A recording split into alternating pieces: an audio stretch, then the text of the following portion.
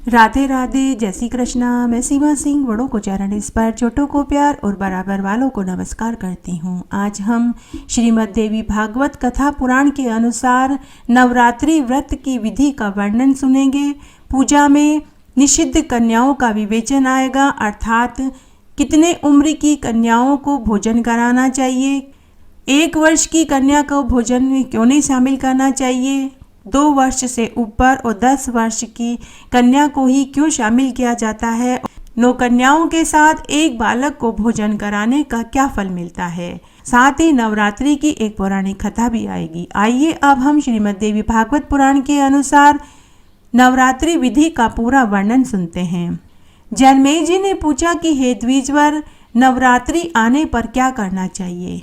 कृपा करके आप हमें नवरात्रि के व्रत का पूरा विधान बताइए। तब व्यास जी बोले कि हे राजन, आज मैं तुम्हें नवरात्रि व्रत के विषय में विस्तार से बताता हूँ, तुम ध्यान से सुनो। अमावस्या के दिन से ही उत्तम सामग्री एकत्रित कर लेनी चाहिए। उस दिन एक ही बार हविष्यान्य भोजन करना चाहिए। किसी समतल भूमि पर मंडप बनाएं। मंडप 16 हाथ के विस्तार का होना चाहिए। खंभों और ध्वजाओं से मंडप को सजाना चाहिए।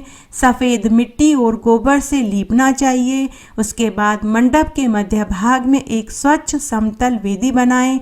वह वेदी 4 हाथ लंबी, चौड़ी और 1 हाथ ऊंची होनी चाहिए। भगवती को स्थापित करने के लिए वहीं उत्तम आसन होना चाहिए। सुंदर बंदरवाल बनानी चाहिए। चांदनी से सुशोभित करना चाहिए।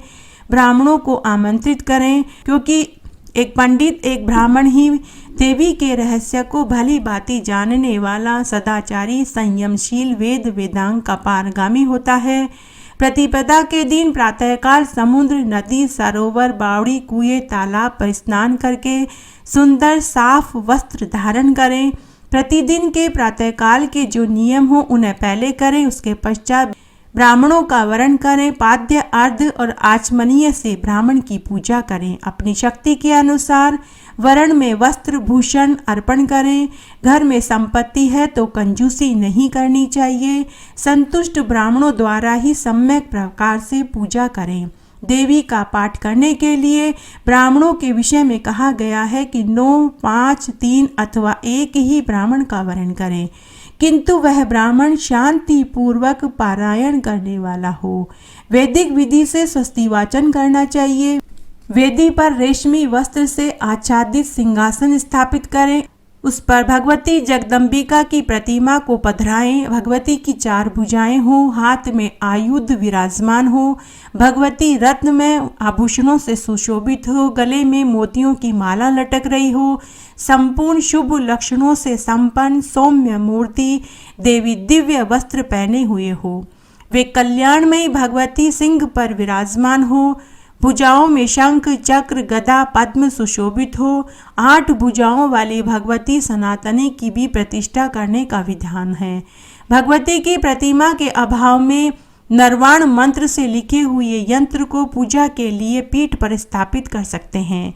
पास में ही कलश स्थापित करें। कलश को तीर्थ के पवित्र जल से भरना चाहिए। उसमें सुवर्ण पंचरत्न छोड़ना चाहिए अथवा 5 पल्लव रखना चाहिए। ये सभी काम वेद के मंत्रों का उच्चारण करके करने चाहिए। पास में चारों ओर पूजा की सामग्री रखें। मंगल के लिए गीत वाद्य करें। नंदा तिथि अथवा प्रतिपदा में हस्त नक्षत्र हो तो उस समय का पूजन उत्तम बताया गया है। हे राजन, पहले दिन उत्तम विधि से किया हुआ पूजन मनुष्यों की अभिलाषा को पूर्ण करता है। उपवास व्रत, एक भुक्त व्रत, नक्त व्रत, किसी भी प्रकार का व्रत कर सकता है। फिर प्रार्थना युक्त प्रार्थना करें। बोले कि हे देवी, तुम जगत की माता हो। मैं उत्तम नवरात्रि व्रत प्रारंभ करूंगा। हे माते, तुम मेरे सभी कार्यों में सहायता करने की कृपा करो। नवरात्रि व्रत की पूर्ति के लिए अपनी शक्ति के अनुसार नियम पालन करना आवश्यक है। उसके बाद विधि के साथ मंत्रों उच्चारण पूर्वक पूजा करनी चाहिए। चंदन, अगर, कपूर, मदार, कमल, अशोक, चंपा, कनेर, मालती, ब्रह्मपुष्प आदि सुगंधित पुष्पों, सुंदर वील पत्रों एवं धूप दीप से भगवती जगदम्बा की पूजा करनी चाहिए। अनेक प्रकार के फलों का भोग लगाएं। अर्घ्य देना परम आवश्यक है। नारियल, नींबू, अनार, केला, नारंगी, कटहल आदि सभी फलों से देवी की अर्चना करें। फिर भक्ति पूर्वक अन्न का भोग लगावें। हवन करने के लिए त्रिकोण कुंड बनाना चाहिए। उत्तम वेदी भी बनाई जा सकती है, किंतु फिर भी त्रिकोण ज़्यादा उत्तम है। प्रतिदिन भांति भांति के मनोहर द्रव्यों से प्रातः, संध्या, मध्याह्न तीनों समय में भगवती की पूजा करनी चाहिए। गाकर, बजाकर, नाचकर बड़े समारोह के साथ उत्सव मनाना चाहिए। भूमि पर सोना चाहिए। दिव्य वस्त्र, आभूषण और अमृत के समान मधुर भोजन आदि से कुमारी कन्याओं का पूजन करना चाहिए। पहले दिन एक कन्या का पूजन करें, फिर प्रतिदिन क्रमशः एक एक बढ़ाते हुए पूजा करें। दूसरे दिन 2 कन्याओं का, तीसरे दिन 3 कन्याओं का, इस प्रकार 9वें दिन 9 कन्याओं का पूजन करना चाहिए। अपने धन के अनुसार पूजन में खर्च करना चाहिए। अगर धन है तो कंजूसी नहीं करनी चाहिए। हे राजन, शक्ति रहते हुए यज्ञ में धन की कृपणता करना अत्यंत निषिद्ध है। हे राजन, पूजा विधि में 1 वर्ष की अवस्था वाली कन्या को शामिल नहीं करना चाहिए, क्योंकि वह गंध, भोग आदि पदार्थों के स्वाद से बिल्कुल अनभिज्ञ रहती है। कुमारी वही कहलाती है जो कम से कम 2 वर्ष की हो। 3 वर्ष की कन्या को त्रिमूर्ति, 4 वर्ष की कन्या को कल्याणी, 5 वर्ष की कन्या को रोहिणी, 6 वर्ष की कन्या को कालिका, 7 वर्ष की कन्या को चंडिका, 8 वर्ष की कन्या को शांभवी, 9 वर्ष की कन्या को दुर्गा और 10 वर्ष की कन्या को सुभद्रा कहा गया है। इससे ऊपर अवस्था वाली कन्या को कन्या पूजन में शामिल नहीं करना चाहिए। इन्हीं नामों से विधि पूर्वक पूजन करें। उन 9 कन्याओं के पूजन का फल भी मैं बतलाता हूँ। दुख और दारिद्र्यता के शमन के लिए कुमारी का पूजन करें। इस पूजन से शत्रु का शमन, धन, आयु और बल में वृद्धि होती है। भगवती त्रिमूर्ति की पूजा से त्रिवर्ग अर्थात धर्म, अर्थ, काम की सिद्धि होती है। साथ ही घर में धन धान्य की वृद्धि होती है। पुत्र पौत्र से घर भरा पूरा रहता है। जिस राजा को विद्या, राज्य और सुख पाने की अभिलाषा हो तो उसे भगवती कल्याणी की पूजा करनी चाहिए। शत्रु का शमन करने के लिए भगवती कालिका की पूजा करनी चाहिए। भगवती चंडिका की पूजा से ऐश्वर्य और धन की वृद्धि होती है। हे राजन, किसी को मोहित करना, दुख दारिद्र्य को हटाना है, संग्राम में विजय पाना है तो भगवती शांभवी की पूजा करनी चाहिए। किसी कठिन कार्य को सिद्ध करते समय यदि दुष्ट शत्रु का संहार करना हो तो भगवती दुर्गा की पूजा करनी चाहिए। इनकी भक्ति पूर्वक पूजा करने से पारलौकिक सुख सुलभ होता है। मनोरथ की सफलता के लिए भगवती सुभद्रा की पूजा करनी चाहिए। मानव रोग नाशक के लिए रोहिणी का निरंतर पूजा करें। श्री रस्तु और श्री युक्त मंत्र आदि बीज मंत्रों से पूजा करने का विधान है। मंत्र इस प्रकार है, जो स्कंद के तत्वों एवं ब्रह्म आदि देवताओं का भी लीला पूर्वक रचना करती है, उन कुमारी देवी की मैं पूजा करता हूँ। जो सत्व आदि तीनों गुणों से 3 रूप धारण करती है, जिनके अनोखो रूप हैं तथा जो तीनों कालों में व्याप्त है, उन भगवती त्रिमूर्ति की मैं पूजा करता हूँ।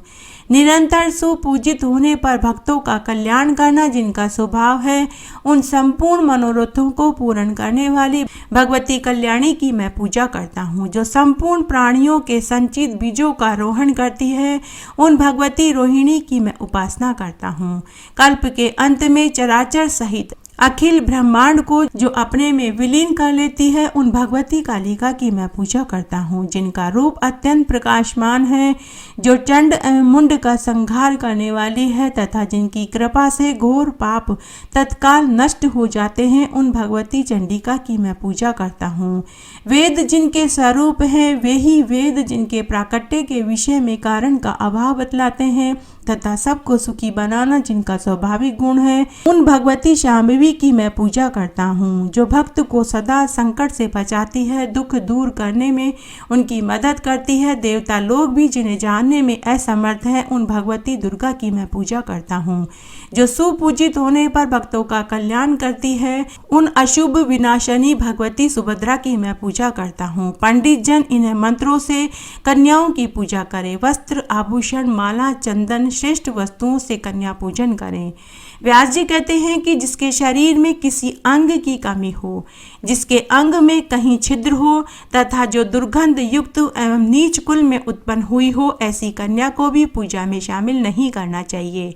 जन्म से अंधी, तिरछी नजर से ताकने वाली, कानी, कुरूपा, बहुत रोम वाली, रोगिणी, रजस्वाला कन्या का पूजा में परित्याग करें। जो अत्यंत दुर्बल हो, जिसकी 1 वर्ष के भीतर उत्पत्ति हुई हो, विधवा स्त्री से जिसका जन्म हुआ हो तथा विवाह से पहले ही माता जिसे जन्म दे चुकी हो, ऐसी कन्याओं को कन्या पूजन में शामिल नहीं करना चाहिए। किसी प्रकार के रोग से रहित, श्रेष्ठ रूप वाली, सुंदरी, छिद्र रहित तथा अपनी माता एवं पिता से उत्पन्न कन्या का ही कन्या पूजन में शामिल करना चाहिए। कार्य की सिद्धि के लिए ब्राह्मण की कन्या, युद्ध में विजय पाने के लिए क्षत्रिय की कन्या तथा व्यापार में लाभ पाने के लिए वैश्य की कन्या अथवा शूद्र की कन्या का पूजन करना चाहिए, ऐसी मान्यता है। ब्राह्मण और क्षत्रिय ब्राह्मण की कन्या का पूजन करें। वैश्य के लिए ब्राह्मण, क्षत्रिय और वैश्य, इन तीनों वर्णों की कन्याओं का पूजन करने का विधान है। शूद्र के लिए चारों वर्णों की कन्याएं पूजनीय हैं। शिल्प कर्म करने वाले मनुष्य यथा योग्य अपने अपने वंश की कन्याओं का पूजन करें। नवरात्र विधि से भक्ति पूर्वक निरंतर पूजा होनी चाहिए। यदि नवरात्र में प्रतिदिन पूजा करने के लिए असमर्थ हो तो अष्टमी के दिन कन्या पूजन करें, भोजन खिलाएं और एक बालक को जरूर भोजन खिलाएं। 9 कन्याओं में एक बालक को जरूर भोजन कराएं, क्योंकि 9 कन्याएं 9 देवी मानी जाती है और बालक लांगूर और भेरू का रूप होता है। प्राचीन समय की बात है, दक्ष के यज्ञ का विध्वंस करने वाली भगवती भद्रकाली का अवतार अष्टमी को हुआ था। उनकी आकृति बड़ी भयंकर थी। उनके साथ करोड़ों योगिनियां थी। अतः भांति भांति के उपहारों, गंध एवं मालाओं द्वारा अष्टमी को विशेष विधान के साथ भगवती की निरंतर पूजा करनी चाहिए। उस दिन हविष्यान्य, हवन, ब्राह्मण भोजन तथा फल पुष्प का उपहार दान आदि कार्यों से भगवती जगदम्बा को प्रसन्न करें। हे राजन, यदि पूरे नवरात्रे में उपवास और व्रत करना संभव न हो तो 3 दिन उपवास अवश्य करें। ऐसा कथन है, सप्तमी, अष्टमी और नवमी, इन 3 रातों में उपवास करके भी देवी की पूजा करने से सारा फल प्राप्त हो जाता है। देवी पूजन, हवन, कुमारी पूजन, ब्राह्मण भोजन, इन 4 कार्यों के संपन्न होने से सांगोपांग पूरे नवरात्रि के व्रत का फल मिल जाता है। जगत में अन्य जितने व्रत, जितने प्रकार के दान हैं, वे इस नवरात्रि व्रत की तुलना नहीं कर सकते, क्योंकि यह व्रत धन धान्य को बढ़ाने वाला, सुख और संतान को देने वाला, आयु और आरोग्यता वर्धक है, स्वर्ग और मोक्ष को देने वाला है। अतएव जिसे विद्या, धन, पुत्र की इच्छा हो, वह मनुष्य इस सौभाग्यदायी मंगलमय व्रत का अनुष्ठान जरूर करे। विद्या की अभिलाषा रखने वाले पुरुष को इस व्रत के प्रभाव से संपूर्ण विद्याएं सुलभ हो जाती है। जिसका राज्य छिन गया हो, ऐसे नरेश को पुनः गद्दी पर बैठने की इच्छा हो तो इस व्रत को जरूर करें। जिन्होंने पूर्व जन्म में इस उत्तम नवरात्रि व्रत का पालन नहीं किया, वे ही दूसरे जन्म में रोगी, दरिद्र और संतानहीन होते हैं। जो स्त्री वंध्या, विधवा अथवा धनहीन है, उसके विषय में ऐसा अनुमान कर लेना चाहिए कि उसने पूर्व जन्म में नवरात्रि के व्रत नहीं किए। जिसने जगत में आकर नवरात्रि व्रत का पालन नहीं किया, नवरात्रि के व्रत नहीं करे, कन्या पूजन नहीं किया, तो वह कैसे धनी हो सकता है तथा कैसे उसे मरने के बाद मोक्ष की प्राप्ति हो सकती है। जिसने कोमल बेलपत्रों से रक्त चंदन लगाकर भवानी की पूजा की है, वही पृथ्वी पर चक्रवर्ती राजा बनने के लायक है। भगवती कल्याण स्वरूपिणी है, इनका कभी जन्म मरण नहीं होता। दुख दूर करने में ये सदा तत्पर रहती है। सिद्धि प्रदान करने वाली यह देवी जगत में सबसे श्रेष्ठ है। जिस मनुष्य ने इनकी उपासना नहीं करी, वह निश्चय ही इस जगत में दुखी, शत्रुग्रस्त और दरिद्र होता है। ब्रह्मा, विष्णु, शंकर, सूर्य, अग्नि, वरुण, कुबेर, इंद्र आदि देवता बड़े हर्ष के साथ इनका पूजन करते हैं। जब देवता भगवती की पूजा करते हैं तो फिर मानव चंडिका का पूजन क्यों नहीं करते? मनु ने कहा है कि इनके स्वाहा स्वाधा इन नामों का उच्चारण करने से देवता और पितर तृप्त हो जाते हैं। इसी से श्रेष्ठ मुनिगण संपूर्ण यज्ञों में हर्षपूर्वक मंत्रों के साथ इनका प्रयोग करते हैं। जिनकी इच्छा से ब्रह्मा इस जगत की सृष्टि करते हैं, विष्णु अनेक अवतार धारण करके पालन करते हैं, शंकर संहार करने में तत्पर रहते हैं, उन कल्याणदायिनी भगवती को मानव क्यों नहीं भजता। नर नाग पक्षी पिशाच राक्षस देवता इनमें कोई एक भी ऐसा नहीं है जिसमें भगवती की शक्ति न हो और वह हिल डुल तक सके। घर घर की यही स्थिति है। मंगलमयी भगवती चंडिका का संपूर्ण कामनाएं सिद्ध कर देती है। धर्म अर्थ काम मोक्ष इन चारों फलों की अभिलाषा करने वाला कौन ऐसा पुरुष है जो उन भगवती की उपासना न करे अथवा उनके व्रत से वंचित रह जाए। महान से महान पापी भी यदि नवरात्रि व्रत कर लेता है तो उसका उद्धार हो जाता है। आइए इस संबंध में हम एक पौराणिक कथा सुनते हैं। प्राचीन समय की बात है। एक निर्धन वेश्य था, वह महान दुखी था। हे राजन, कौशल देश के किसी सज्जन ने उसका विवाह भी कर दिया था। उसके बहुत से बाल बच्चे थे, पर उसकी क्षुधा कभी शांत नहीं होती थी। उसके लड़के सायंकाल में किसी प्रकार कुछ भोजन पाते थे। वेश्या भी कुछ भोजन कर लेता था। भूखे रहते हुए वह सर्वदा दूसरों के कार्य में तत्पर रहता था। बड़ी कठिनाई से वह अपने कुटुंब का भरण पोषण कर पाता था। उस वेश्या के मन में अपार चिंता रहती थी, परंतु वह सदा धर्म में तत्पर रहता था। उसकी इंद्रियां शांत थी। वह बड़ा ही सदाचारी था, कभी झूठ नहीं बोलता था। उसके मन में कभी क्रोध नहीं आता था। वह सदा धैर्य से काम लेता था। मन में अहंकार और डाह तक वह नहीं आने देता था। देवताओं पितरों अतिथियों की पूजा करने के पश्चात अपने आश्रित जनों को खिलाकर वह सब कुछ भोजन कर लेता था। यह उस वेश्या के प्रतिदिन का नियम था। यूं उसका समय व्यतीत हो रहा था। उत्तम गुणों के साथ उसका नाम भी सुशील था। दरिद्रता से अत्यंत घबराकर उस भूखे वेश्या ने एक शांत स्वभाव मुनि से पूछा। सुशील ने कहा कि हे ब्राह्मण देवता, तुम्हारी बुद्धि बड़ी विलक्षण है। आज मुझ पर कृपा करके ये बतलाइए कि मेरी दरिद्रता निश्चय पूर्वक कैसे दूर हो सकती है। हे मानद, मुझे धन की इच्छा नहीं है। मैं खूब संपन्न हो जाऊं, मैं यह भी नहीं चाहता। हे द्विजवर, तुमसे पूछने का मेरा इतना ही अभिप्राय है कि मैं कुटुंब का भरण पोषण अच्छे से कर सकूं। मेरी छोटी बच्ची और बच्चे भोजन पाने के लिए सदा रोते रहते हैं। घर में अन्न का एक दाना तक नहीं है। मैं उन्हें एक एक मुट्ठी अन्न भी कैसे खिला सकूं? इतना कुछ उपाय बताइए। रोते हुए मेरे बालक घर से निकल गए हैं। मैंने उन्हें त्याग दिया है, अतः अब मेरे हृदय में आग लगी हुई है, परंतु धन के अभाव में मैं क्या कर सकता हूँ। मेरी लड़की विवाह के योग्य हो गई है, मेरे पास धन नहीं है, मैं क्या करूं? हे द्विजवर, इसी से मेरा मन चिंता के सागर में गोते खा रहा है। हे दयानिधे, आपसे कोई बात छिपी नहीं है। हे विप्र, अब तुम तप दान व्रत मंत्र एवं जप कोई भी ऐसा उपाय बताइए जिससे मैं अपने परिवारजनों का भरण पोषण सुचारू रूप से कर सकूं। बस मुझे इतना ही धन चाहिए, इससे अधिक धन की मुझे लालसा नहीं है। हे महाभाग, तुम्हारी कृपा से अब मेरा परिवार सुखी हो जाएगा। ऐसा सोच समझकर मुझे कोई उपाय बताइए। व्यास जी कहते हैं कि हे राजन, इस प्रकार उस सुशील वेश्या के पूछने पर उत्तम व्रत का पालन करने वाले उस ब्राह्मण को बड़ी प्रसन्नता हुई। उसने वेश्या से कहा कि हे वेश्यावर, तुम अब श्रेष्ठ नवरात्रि व्रत को धारण करो। इसमें भगवती जगदम्बिका का पूजन हवन ब्राह्मण भोजन कन्या पूजन कराना होगा। वेद का पारायण भगवती के मंत्र का जाप होम आदि सभी कार्य होते हैं, किंतु इस समय तुम अपनी शक्ति के अनुसार करो, तुम्हारा कार्य अवश्य सिद्ध होगा। हे वेश्य, जगत में इससे बढ़कर दूसरा और कोई व्रत नहीं है। इस परम पावन सुखदायी व्रत को नवरात्रि व्रत कहते हैं। इस व्रत के सर्वदा पालन करने से ज्ञान और मोक्ष सुलभ हो जाता है। सुख और संतान की वृद्धि होती है, शत्रुओं का नाश होता है। भगवान राम राज्य से च्युत हो गए थे, उन्हें सीता का वियोग हो गया था। उस समय किष्किंधा में उन्होंने यह व्रत धारण किया था। उस अवसर पर सीता के विरह से भगवान राम अत्यंत संतप्त हो उठे थे। उन्होंने नवरात्रि व्रत धारण करके भगवती जगदम्बिका की उपासना करी। तब उन्हें जनक नंदिनी सीता प्राप्त हुई। उन्होंने विशाल समुद्र पर पुल बांधा, महाबली रावण और कुंभकर्ण को मारा, रावण कुमार मेघनाथ की जीवन लीला समाप्त करी। विभीषण को उन्होंने लंका का राज्य बनाया। उसके पश्चात अयोध्या में आकर उन्होंने निष्कंटक राज्य किया। ये सभी उन्होंने नवरात्रि व्रत के प्रताप से किया।